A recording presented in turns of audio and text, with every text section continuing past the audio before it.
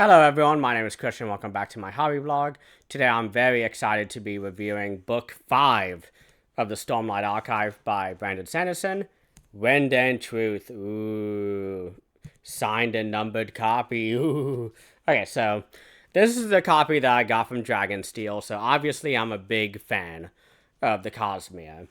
And if you don't know already, I started reading Brandon Sanderson back in 2015, late 2015, early 2016. And I remember reading Mistborn way back in like 2016, like mid 2016.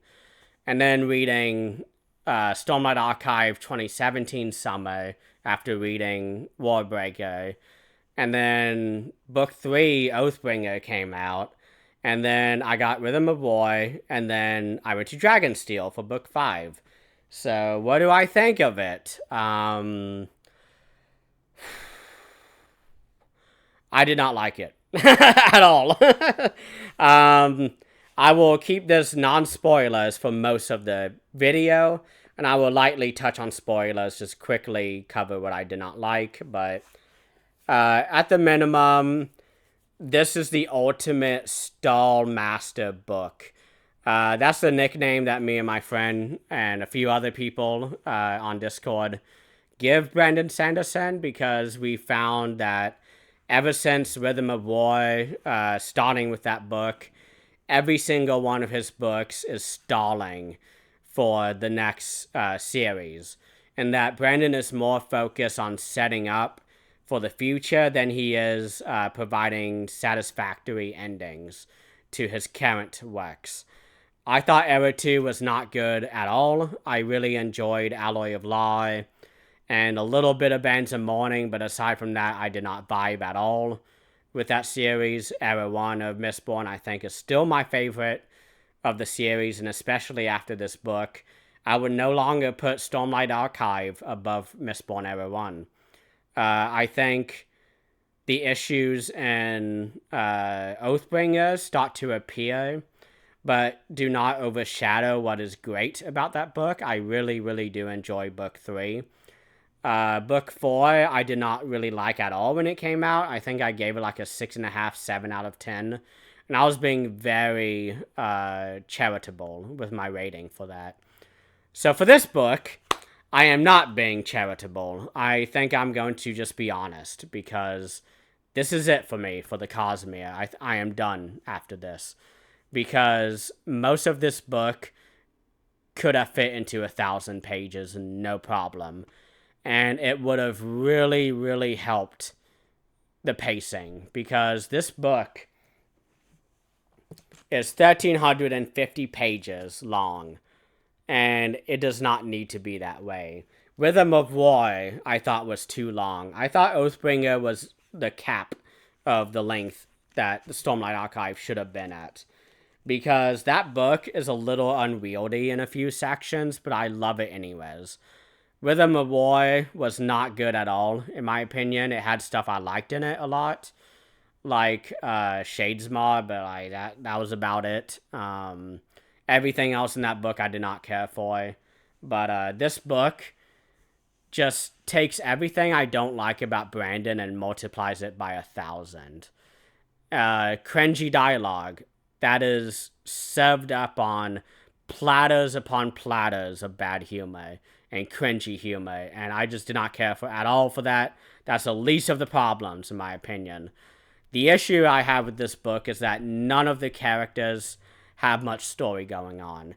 Every single character feels like the exact same, because of the way that Brandon is insistent that he talks about mental health for every single POV in this book.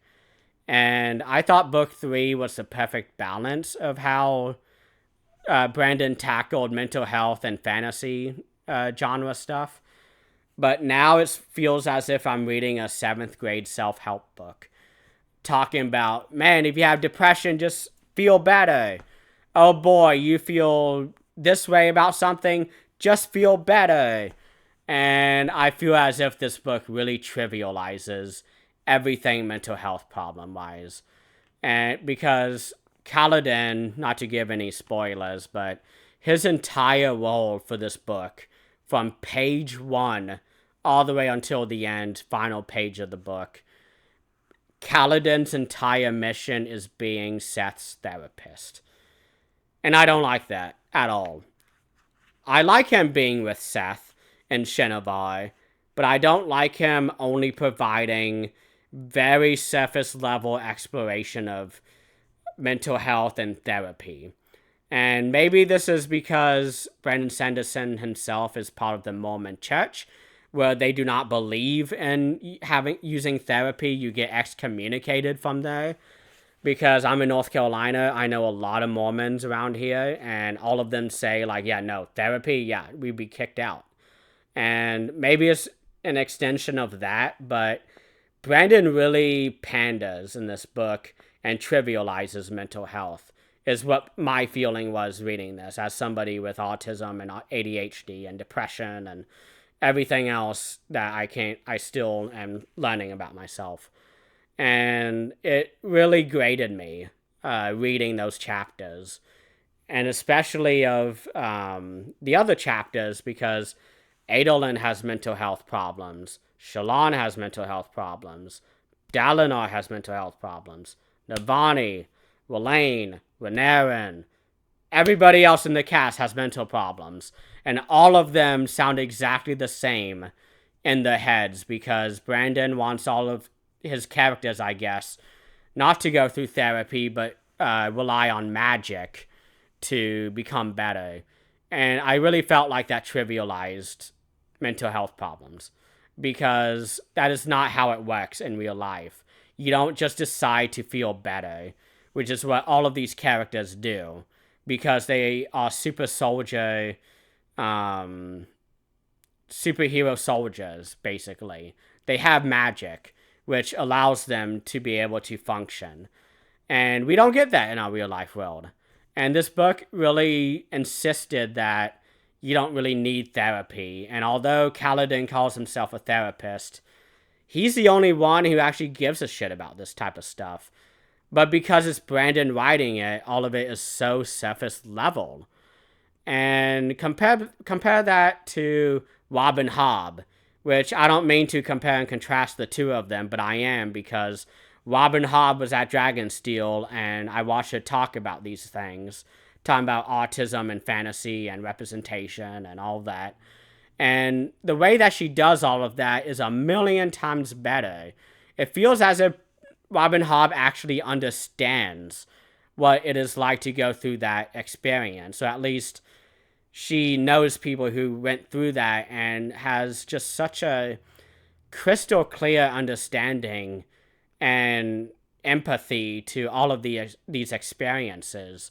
And it was something I just really loved hearing Brandon and her talk about, was, mental health and fantasy, because the way that Robin Hobb handles that in her books is just a million times better than how Brandon approaches it, which is sort of fetishizing it, because there's really no fix for it. But in Brandon's world, the fix is magic. And it's like, okay, like, whatever. And I'm hopping on this point too long, but it means a lot to me. So that, personally, it means a lot. And it just really pissed me off how he went about that. Dalinar and Shallan, I think, are my favorite characters this book. But this is when the wordiness really takes the book back quite a bit. Because everything on paper, I enjoy on paper. But what I don't like is that some chapters feel like they could be a paragraph long. And there are some days in this book where it really feels like Brandon is getting paid by the word. And I know that's not the case, because he can do whatever the fuck he wants, and he hasn't said it to that degree, obviously. But he says that Stormlight Archive is his baby. He wants it to be this long, epic, book, but it's not epic when you just have the exact same day happen over and over and over again, because days 1 and 2, I think, are my favorite, and we don't really get another interesting day until day 9, and day 10 is when everything fell apart for me.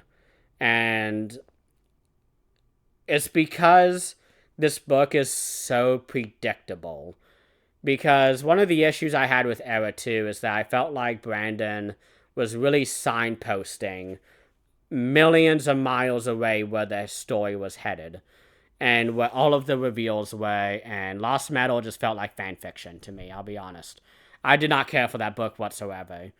But I was like, I got one book left, I can do this, and I cannot do this anymore. Everything in this book is multiplied by 20 in terms of the filler. Everything happening in Dalinar and Shallan's storyline, which is in the spiritual realm, I love all of that. But because of the way that Brandon writes, everything is just far too long. Like the very first vision that we have, and very light spoilers, so I'm giving people time to pause the video if they're turning on the controller or remote again and doing that. But everything with the spiritual realm I really enjoyed. I thought it was great. I loved all of the visions that we have Dalinar going through, like humans arriving on Roshar, humans taking up the oaths, humans getting rid of the oaths, the humans putting down the swords and spears and all that. I love all that, but everything is just padded out so much. And I just couldn't handle it anymore. Before even reading the book, I felt like this book was too long. And I just knew, because I know Brandon at this point. I've read all of his Cosmere books twice, 3 times even, with some of the Stormlight books, and Era 1 as well. I've read that 3 times, back to back to back. And it was just, when Brandon is restrained or constrained by a page limit or word count, Brandon really shines. And that's why I think Era 1 will forever be my favorite series by him, and why Stormlight can never be my favorite anymore, because all his flaws are just front and center this book. It's just really, really annoying. And everybody sounds the same in a monologue rise. The prologue I really enjoyed going into that, because you have Thydakar, you have Gavilar, you have mentions of Vasha, and that was great. I really, really enjoy that. But I think it's the structure of this book that really dampens it, because you don't get prologue, part 1, interludes, part 2, interludes, part 3, interludes. Instead, you get prologue, day 1, interludes, day 2, interludes, day 3. And we only get 2 interludes every single interludes. That's it. 2 POVs, and each of them are like a page or 2 long. The second one is always Odium, which I really enjoyed, but 9 out of 10 of his whatever interludes I did not care for at all. It didn't teach us anything new. All it did was reinforce that Taravangian's smart, and he's bad news, and I just don't care. I don't think Brandon was writing to his strengths this book. I think he really just wanted it just felt like he wanted the Guinness World Record for the longest book, which he won't get, because 2 Green Angel Tower is 2 giant books, and of course it's way down there on the floor level on the shelf, but so I can't reach it. But I don't know. I just was really disappointed by this book. The character of Moash, I won't give any spoilers, but he's a non-character this book. He is exactly the same as he has been every fucking book. And what a waste of a character. Moash was somebody I did not care for at all in book 1. Book 2, I cared a lot about him, because he had such an interesting story. Book 3, I no longer cared about him, because he just felt like somebody for Brandon to just cull the masses with, in terms of our major characters, which they weren't major in the first place. Talking about Elokar. But like, Moash does nothing this book, and it is such a disappointment for me because, like, bare minimum, I wanted Moash to fight Kaladin one more time and for his character to be done with. We do not get that. And I won't give spoilers, but it is the most disappointing thing I've ever gotten. I don't know. But this book is kind of like the anti-Infinity War for anybody who's seen that movie by Marvel. Because what I liked about Infinity War is that going into that movie, I was like, oh boy, how are they going to do all these superheroes on screen? Are they going to have 50 people standing in a room? Like, no. What they did was that they split the group up and had Captain America go here, Spider-Man go here, Thor go here, Star-Lord go here, Captain America go here. In this book, Brandon does that, but then the characters don't move at all for the rest of the book. They just stay in their one place. And my God, what a disappointment that was for me, because I really thought that we would just be doing like characters having to jump from one battlefield to the other the entire book. And we don't get that. Everyone just hunkers down, and we have to read them hunkering down for 1,200 pages because... And this was a dumb prediction that I had. I knew this wasn't going to happen. But what would have made the book so interesting was if the Contest of Champions happened like at the beginning of the book. And then the 10 days happens after that. It wouldn't have worked, obviously, now that I finished it. But something surprising like that. And Brandon is really good at surprising me. At least before Rhythm of War. And this book just felt like nothing was a surprise. Everything I figured out ahead of time. Everything I was able to discern myself hundreds of pages before it happened in this book. And all the major plot beats I figured out beforehand. Years ahead of time. And anything I don't know, by the way, I got spoiled on by Sunlit Man. You should not read Sunlit Man before book 5, because I'm not even going to talk about who the main character in that book is, but the last chapter of this book with that character leads right in to Sunlit Man. And I'm just so angry about that, because Brandon is releasing things out of order, and it's ruining all of the surprises, because... everything in Sunlit Man hints at what happens at the end of this book. And it is not complicated what happens at the end. All of it is very easy to figure out.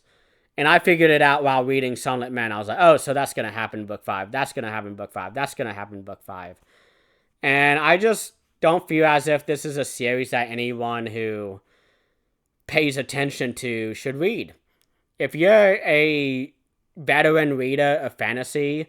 Brandon Sanderson is not going to be a good author, in my opinion, because what Brandon is really good at is opening the door for people to get into fantasy. And that's what he kind of did for me. I mean, I'd already read A Song of Ice and Fire before this, and King Killer Chronicles and all that. But Brandon was the first author that I actually felt optimism and excitement towards the fantasy genre with. And Brandon has basically... convinced me that like I shouldn't be reading his books anymore as a fantasy reader, because every author is doing what he's doing but better. What Brandon is doing is he's having a big shared universe that is relevant all to each other, but I just don't care to keep up anymore. There's too many details for me to keep up, and I just don't care anymore. I truly do not, because this book really felt like Brandon decided to just not go with the original ending he went for this book, where Odium or Anna get killed, and then everything else in the back half is like a totally separate conflict. That does not happen. The ending of this book is so unsatisfactory in my opinion. And I don't know. I just was very, very upset that all of my theories and predictions that I thought were bare minimum predictions all became true because, as I said, Brandon is an author who I think is really effective at surprising readers. I don't think that anymore from Rhythm of War on. I think all of his books since then, Sunlit Man is the only one I think I could recommend from the Secret Projects. Yeah, I don't know. Wow. I'm just... I think Yumi I would recommend quite a bit. I really enjoyed that one, actually. Sunlit Man I enjoyed, but I think that book is, like, should be an epilogue to book 5. That's what it feels like. It's kind of like how New Spring feels in Wheel of Time for me. Like, sure, people say, like, oh, you could just read it between book 5 or after book 5 or after book 10. I'm like, no, this is a prequel. Like, this takes place before the series, so read it before the series, like, before you reread. Or after you finish, the final book. Sunlit Man should not have been released before book 5. This should have been the secret project that he's like, surprise, I released a whole nother book about, this particular character on my website. Like what he did for Secret History. That was really fun. I remember that happening, actually. That was quite cool. That's what got him on my radar. But, what else? I guess now I can go into spoilers, but I don't really want to talk about it because it's actually the second time that I'm shooting this video. The first time my audio fucked up. Yeah, wow. Life is working against me is what I feel like most days. But spoilers, I really did not care for the ending. That's really what it comes down to. We have such a steady build to the ending, to the Contest of Champions. And Odium does nothing the entire book. He wipes out the city of Carbranth at one point, but it doesn't matter because it ends up that he actually saved everybody before he destroyed the city. Because it ends up that he's not able to just sacrifice his family. So he's a big hypocrite, which is, fun, whatever. But, so everyone gets out of the spiritual realm, Navani, Dalinar, after viewing all of the visions that they need to see. And Dalinar walks up the steps, and he's like, I'm gonna fight Odium now, yay. And he gets up there, and he's like, who's your champion? I am my own champion, which is like, again, it's bare minimum. I was hoping for Kaladin or Szeth, or like, literally anybody. Anybody. But instead we get Dalinar, and who shows up but Elokar, as we think it is. Ends up that it's actually Gavinor, his son, who has been aged up 20 years between the most recent chapter we saw him and now. Because we get a million warnings, so this was like, again, this is signposted a million miles away, that anybody who hangs out in the spiritual realm will age faster. And everybody just doesn't care about Gavinor, they just kind of keep their eye on him. And they say, like, yeah, fuck it, let's just have him go along with the visions with us. Why not? Because Stormfather literally is being the most useless spren in the fucking Cosmere. He's not doing anything for our characters. He is actively inhibiting Dalinar the entire book.